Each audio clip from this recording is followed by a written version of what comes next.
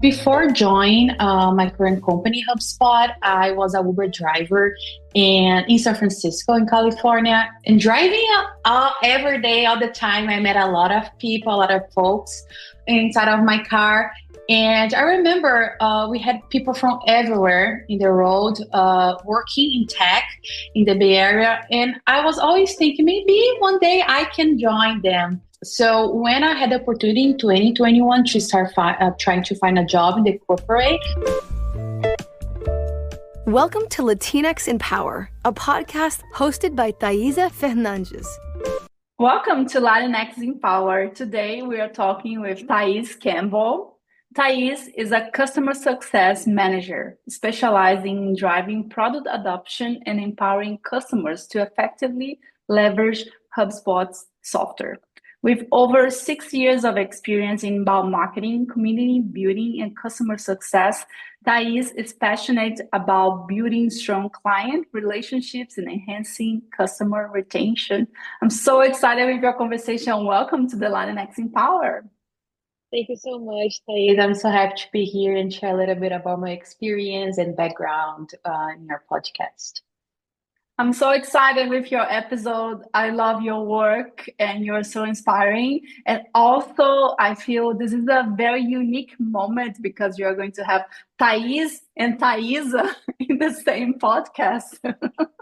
Sure. So our name, the pronunciation, we can say Thais and Thaisa. Yeah. And you probably the same thing happened to you. A lot of people don't know how to pronounce my name. So today we have two variations of our names. So personally, very excited about that as well. Sure. And in this episode, Thais shares her experience transitioning into the tech world from a non-technical background. She offers insights on navigating this shift, building confidence in a tech-focused environment, and using her journey to empower others. What does it mean to be a Latina for you? I love this question because growing up, I didn't recognize myself as a Latina. I moved to the United States when I was 21 years old as an au pair. That's an exchange program when you come here to live for American family and take care of their kids. And throughout these years, I realized the United States was pushing me to always define myself. I was Black, I was Latina, I was Hispanic. I didn't know. And when I needed to take my driver license or fill it up forms, that's when I always need to say what I was. And in the beginning, I used to write other and then Brazilian. And after a few months, I realized that I was a Latina. I started to search on the internet what Latina means. Everybody that I was talking to, like, oh, you're from Brazil, you're Latina.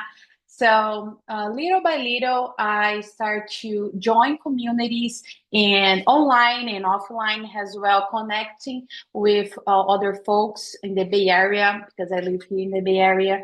And for me, being a Latina is owning my story. That's something that I learned the past few years. It's really understanding my roots and owning it. And really, like, it's a self-discovery. I am Latina, I am Brazilian, I want to connect with my community. So it's just been a journey, and I love being a Latina, and of course, being hearing our podcast, Latinx in Power, is such an important thing for our community. Incredible. Yeah, I love what you said. And I was thinking also, I feel the forms changed over the years because I remember when I moved here, I used to see Hispanic. And then I was like, no, I'm not Hispanic. My country was colonized by the Portuguese. Spanish is not my main language. And I think now they are using sometimes only Latino or sometimes Hispanic/Latino. And I love this angle when I interview folks from Latin America that came from countries that weren't colonized by Spain, because we have this angle where, okay, we have other language and Hispanic it just not represent us. So this is very interesting.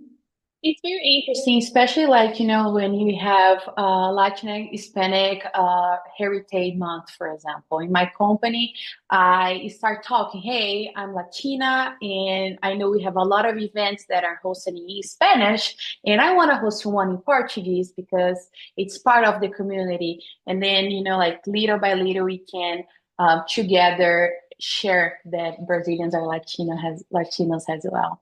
Yeah, yeah, absolutely. And coming from a non-technical background, how did you navigate the transition into the tech world? How was this for you?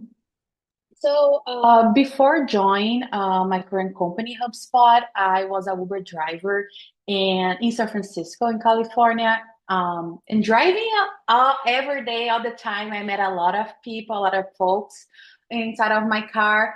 And I remember we had people from everywhere in the road working in tech in the Bay Area. And I was always thinking maybe one day I can join them. So when I had the opportunity in 2021 to start trying to find a job in the corporate here in the United States, I took a time to think, okay, what's going to be my strategy? Because I was pretty frustrated with myself. I thought I couldn't do it because it has been like a huge career gap in my resume. And I decided to think about some strength because usually when you are looking for a job, we always focus sometimes on our what we need to improve. But then I took a time to see, okay, I'm a good communicator. I speak Portuguese. Maybe I can try to find a job that needs my Portuguese. That is not everybody that speak a second language. So that was my approach. I started to try to looking for jobs that they need Portuguese, and I really want to transition to tech. So I start to go on Google on communities and trying to find those type of jobs. And when I saw the opening role in my corporate company has a customer support specialist, that's when I decided to apply. And they needed someone that speaks Portuguese. So that was definitely something that I like to share with my community. You are somebody that came from another country. It takes a lot of resilience and courage to start from scratch in a new country. So try to show this during the interview process and using your language to highlight your experience. So it was definitely something that the recruiters and hiring managers gave me a good feedback that I was using my experience to shine. That's amazing. I love that you said transitioning to tech, career gap, and strategy in the same sentence because I think this is the key. And as you said, not focusing on the things you lack, the things you need to improve and learn, whatever, but your strengths, the quality and the skills you already have, and how you can combine those to your next role, an opportunity that you can stand out. That's a really, really, really good tip. And I feel sometimes for people, it might not come naturally to think about those things, right? It's definitely not easy, to be honest. Like, it took me a while to try to change my mindset and really change my perspective. Okay, I have skills. I have transferable skills. So how I can highlight that and share with the recruiters or the hiring managers. So it's definitely 100% what you just said. Mhm. And what advice would you give to folks who are listening to us if they, first of all, they just heard about it and they are like, okay, I need to think about my skills. Like, how was for you? Did you write things in paper, like Google Docs? How talk with people? How was your like brainstorming process? So first, I have a doc on Excel that I have a lot of skills. For example, I have communication, stakeholder management, and then throughout the days, hours, I sometimes I think, oh, when I worked in Brazil at this company, I had a very hard moment with a coworker. What did I do? So I start writing down because I start to see on YouTube videos what type of questions the recruiters or hiring managers usually ask you. And I'm like, I don't know how to answer these questions. Like, tell me one time when you need to deliver a hard feedback to a coworker. Like, I don't know. But then when the days gone on, I started to say, no, it happened to me in the past. So having a document, it can be, like slides, PowerPoint, Word, your phone on the notes, doesn't matter. When these stories come to your mind, write it down. And then I start to really using YouTube. I was searching tips on how to do a good interview. They start to show like star method, things that I didn't know at all before. So I start practicing. I don't like practice with someone. So I started recording myself talking about my experience to develop the skills to talk on the camera or with somebody else. And sometimes I was like, wow, you wasn't good at all. Let me try again. And keep doing it. So was definitely like the internet helped me, and looking at my experience and documenting, because we forget sometimes, we are driving and like, oh, I need to do something at my day, and then you forget. The next day you're going to remember. So it's really keeping a document of your success and challenge, because during the interview they ask you a lot about your challenge as well. Yeah, that's amazing. And I feel this process of writing down and reflecting, it helps you to remember some key information and better structure the way you are going to answer those questions. And I feel this is the key. And I think sometimes when we are not prepared, we might come out as all over the place, and it might be hard for the person who's interviewing you to even understand the whole situation. And you mentioned the STAR method, and I'm really, really big fan of that, because I think it helps you a lot in terms of like better structure the delivery of your story or whatever you're going to tell. So basically, STAR is an acronym. The S means situation, the situation that you have to deal with. The T is the task you're giving to do. So first you talk about the situation, then you talk about the task, and then you talk about the action you took, and the R is the result. And I think this method is very, very straightforward, and it really helps you to better structure and deliver something that is very impactful. And I know how you feel about that. To me, I feel a lot of people that are interactive, they are really, really good in storytelling. So it's something that I get so inspired. So it's something that I took some time to improve. Me too. Like when I got my job, and then after a while, I started doing like internal interviews to move to another department, and I received feedback. You need to improve your STAR method. You use it, but you should need to concise it. So like, okay, let me practice. Let me practice over. Otherwise, I'm gonna overshare. So it's definitely a skill that you need to develop and learn from it.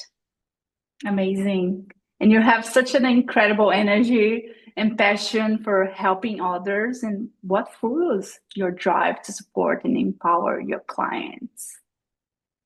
So as a customer success manager, my customer success is my success, right? So it's definitely understanding my customer goal and using my tools to help them succeed. So definitely being present when I'm talking to them and having active listening to understand the end goal, and work internally with my coworkers or with other departments to deliver what they need, and be real. If we can't achieve what they want right now, be honest. So that's something that I feel that's how I really connect with my customers. It's because I'm honest with them and transparent. When I can do something, I will do, and but if I can, I can. But I gather the feedback, and maybe in the future we can change something, even if it's the product or in the service, to them share. So it's like it's a trust. You need to build trust with my customers and coworkers as well. It's all like one community to make them achieve their success. Incredible. And I think we started to touch in my next question as well. So I'm excited to hear more from you. And building strong relationships is at the heart of what you do. What's your secret to creating genuine connections with your clients and helping them succeed? When I talk to my clients, I really want to make sure they are heard. As I already mentioned, I feel sometimes we want to over deliver or share a value, but we don't know if the value that I'm trying to share it's what my customer wants. So, for example, I know a lot about HubSpot, about our product, and we have a lot of different features.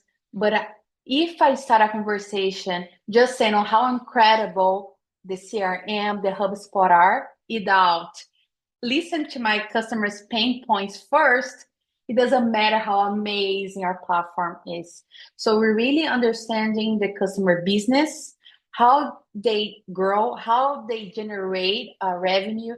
So then I can make sure I use strategies to help them grow. So that's really how I feel when I connect with customers, and my community in general is listening, active listening, and that's something that you need to practice.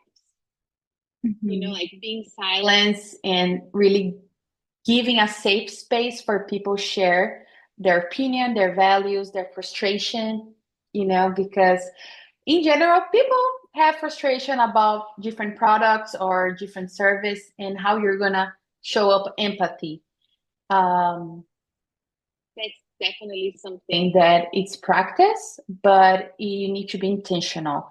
Something that I always talk to my managers, my coworkers are I every day I try to be intentional about the day, what I want to deliver in the day, what I want to talk about, and then we go with my day, because otherwise, we have a lot of a busy routine, and if we are not intentional, things can just be more automatic. So that's definitely something that I use. I always have like a post-its everywhere to remind me what is important. Amazing. And I love that your answer can be applied basically anything we do, and it doesn't matter your role, so it can be applied to a lot of different things. So I love that, and it's just such an important thing to keep in mind.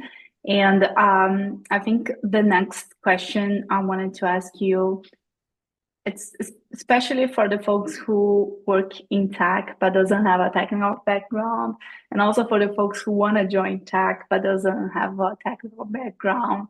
They didn't study like CS, computer science, or like anything related to that. So I wanted to ask you, um, how like many people feel intimidated by the technical aspects of the industry, and even the acronyms, the way we speak sometimes is super intimidated. Sometimes I joke that if you like change jobs, it's almost like you need to learn things from scratch. The way you speak, the language you use might be different, right? And how did you manage to gain confidence and thrive in a tech focused environment? There's definitely a new language that you just said. In the beginning, I had good mentors within my company that they reassured me it's okay, you're not understanding everything. So having people like me here on the podcast, you're talking to you all, it's okay to do not know everything, and giving yourself space to fail. Because, for example, when I joined HubSpot, I didn't know what API is. That is something very technical. And I needed to talk about topics and technical topics many times until I really observe it and learn it. So it's definitely like a curve learning that is going to happen with you. And you need to remind yourself, I don't know this, I'm going to learn and I'm going to fail. I think, especially like being a Latina in tech, I didn't want to show I was failing. I was like, I'm here. I was able to get the job. So now I'm going to be the best of the best of the best. But no, like, has anyone else, you're just starting a new role. Doesn't matter if you have so much experience or not. Starting a new role is difficult in the beginning. So having a space and reminding myself it was okay to fail and then trying again was definitely something that I tell new hires when they join my team or other departments because it's hard. It's hard. And saving some space for you to go on YouTube or Google or communities. I really like LinkedIn communities or any general community. For example, I'm Latinos in customer success now, and there's a lot of people there that they share advice on how it is to be a Latino in customer success. And it really inspires me because I just started this new role, and I can see the representation matters. So if you don't feel confident, maybe follow someone that looks like you, that have a similar background as you, and it's gonna give you a little bit more confident. Even it's a little bit more like they did it, maybe I can do it too. So so that's definitely something that I I like to do. Looking for people that look like me in places that I want to be. So That's a really good insight because I feel sometimes at the company you work, you might not have a lot of representation in terms of folks from Latin America, and perhaps doing what you do, especially when you think about the numbers. I think in general we have like around 3% or less than 3% of folks from Latin America in tech, which is a very, very low number, but there's other communities out there. So that's a really, really good insight for folks to maybe look outside of your organization so you all can help each other. So that's a really good insight. yeah, joining like communities outside of organization or even on LinkedIn was something that helped with my personal branding. I start to see that when I own my story and I share it, it's empowered people that I don't even know. There's people that reach out to me like, "Oh, I saw your post from 1 year ago about this topic and inspire me to start applying for jobs in text, for example, or sharing my story on LinkedIn." That's something that you think, oh, who am I to share my story? But your story is valuable and your experience matters. That's something that I like to share with our Latinx community. Yeah, yeah. And this reminds me, I feel this is a very Latino thing, right? Who am I to talk about my work or my experience? Because we feel, oh, I just need to do the work because they are going to see the result and they are going to recognize me. And now I used to think like that. And now I'm like, okay, if I don't tell what I'm doing, how are they going to know, right? They just it's really hard to guess, and especially guess a lot of details, a lot of like interesting things they might be doing because you might be working with a very specific group of individuals, or we have different interactions with people, right? So if you don't tell, how they're going to know? So this is a really good reminder. And another thing is when you have a doc with all your wins or challenges that you're having, not just to try to find a job in tech or in another industry, it's for your performance review, right? So you need to have a document with everything that you're doing, your impact. So when you're gonna get a job, or if it's during your performance review with your manager, you have uh, the power and the resources to discuss it. So that's definitely something very important too. Yeah, yeah, and don't rely in your memory only because we forget things. We're busy and it's just like life, it's moving so fast. So I love that. And I love that you talked about LinkedIn. I mentioned to you last time we talked and how I love to see your posts on LinkedIn, especially because you're always helping people. And I love the energy that you bring. And I know there's like a conscious effort to be kind and bring this energy because I don't know, things are challenging. Life, it's very challenging. I feel especially now. So having someone and I'm working with someone who brings this positivity in a way that is like very strategic as well. So it's amazing. I love to work with people like you because I feel it helps me a lot and brings me a lot of energy back. I get so excited. Thank you so much. Yeah, that's definitely something that I talk with friends and coworkers that I know is not 100% has we say in Portuguese, flowers and happiness. But if you don't try to be a little bit more positive, unfortunately, there is a lot of reasons for us to be negative in the role right now. So I try to change this perspective a little bit. So I have a happier life. Yeah, love that. I love that. And I think a big component of the immigrant life is learning how to be yourself in a new country, in a new language. It's almost like you have two different personalities depending on the language you are speaking, which is very interesting. I think there's like research backing that up that says that people who are bilingual, their brain changes during this process. And wanted to ask you, what advice would you give to other professionals who want to bring more energy and passion into their roles while staying true to themselves?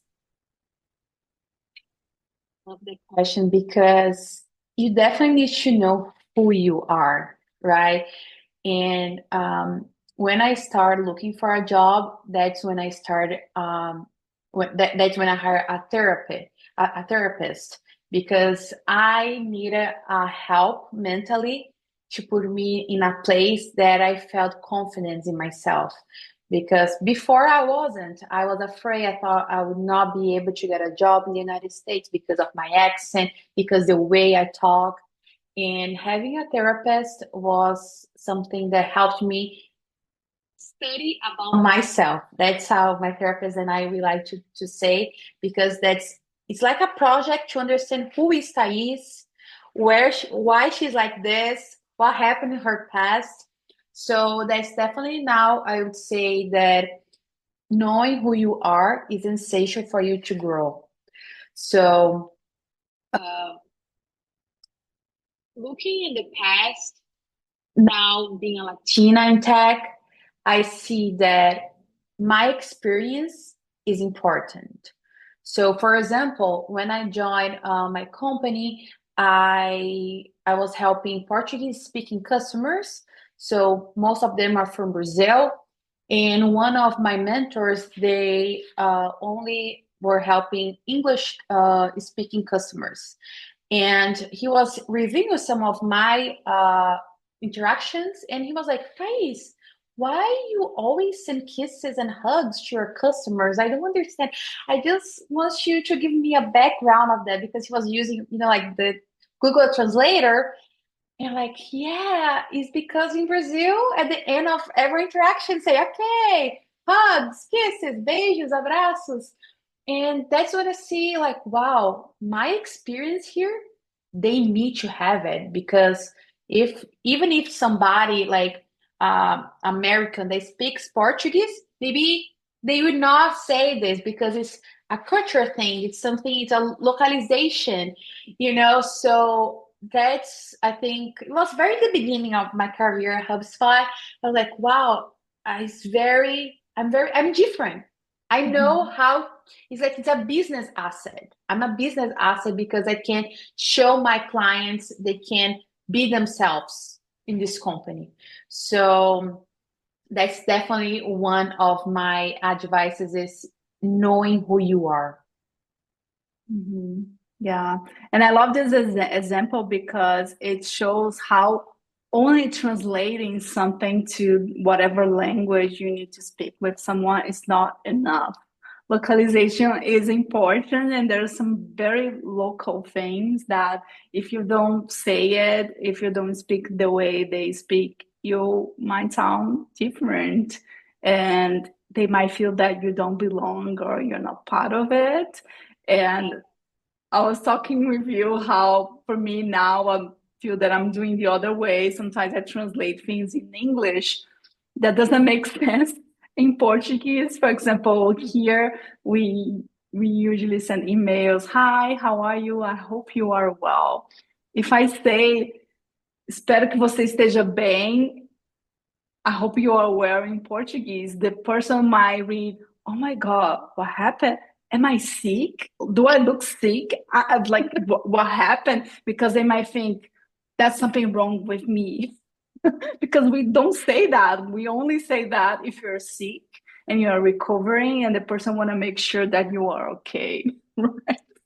Exactly. So being able to be like to understand that you need to see how valuable you are. Like your experience coming from where you're coming is important. Yeah, amazing. I love that. And I wanted to ask you about the resources that helped you in your journey that you want to share with us. Besides therapy and coaching, I love that you mentioned that this is just such an important thing that I feel, especially our community, need to uh, take advantage of. Yeah. Definitely therapy is my first one. It took me 3 months to really having the courage to stop working as a Uber driver to then start trying to find a job in the corporate because I was like, no, next week, next week, next week. And then my therapy was like, my therapist was like, okay, you told me you were ready last week and now you're doing next week again. What's going on? And then, little by little, working on myself, I could understand why I was so afraid. So it's definitely something. It's my first resource that really helped me. And YouTube. YouTube, it's my love language. I just love YouTube. I love to see people that create content there, and they can share how to understand what is the interview, the STAR method that I already talked. I just went, I don't have like one specific one, but I just went and searched how to improve my interview skills, what is STAR method, things like that. In LinkedIn. LinkedIn was something that was very shining during my process to get a job or to get confident because of representation, as we already talked. I started to try to find people that were talking about topics that I was interested in the corporate, and then I saw that they were able to get a job having the same background as me, and it really inspires me a lot. So that's why representation matters that much because then you can see yourself somewhere. Or if you're in a place that is not a lot of representation, you can be the representation itself. And that's another thing that when I share my content on LinkedIn, like maybe it can help one person and it's already going to be enough because I want to be a representation for my Latinx community. Yeah, and with that, I feel a lot of other communities can also identify and you can like help a lot more than like our own bubble, I feel. And sometimes people that we don't even, I don't know, we don't even think about it. So I think this is This is really cool. I love your work. I'm going to link to the description of this episode, your LinkedIn, and so people can follow you. And I wanted to thank you for your time. That was incredible. And I want to leave the last minutes for you to share anything you want to share with our community and where people can find you. Perfect. Yeah. Anyone can find me on LinkedIn. My name is Campbell there. You can give me a follow, send me a DM with your questions. I'm very happy to connect. And something that I want to make sure everybody knows that your personal branding is important. You know, like these nobody can take from you. Like the way you talk, your communication, your experience, and you knowing your story is important. So make sure you have everything in a document about yourself because it really can help you grow as a personal, as a person or professionally. So that's my I love that. And this reminds me of some people that I interview for this podcast, how they, this process of answering the questions that I ask, help them to reflect on their own journey. And I feel like if you want to be part of a podcast, we always receiving guest suggestions, but sometimes you can do this exercise for yourself, right? Just like reflecting about your career, your journey, writing that down, whatever method on your computer, your phone, on paper. I think this is a really good exercise, especially because sometimes we might change careers, we might do different things, and we might not realize how one thing kind of helped the other. And sometimes we might think, oh, I studied this and now I do this other thing. What a waste. And I feel it's never a waste because you're always using those skills. So I think this is an exercise is very interesting. So I wanted to invite folks perhaps doing this. I love that. Yes, please do. Amazing. Thank you so much. Thank you.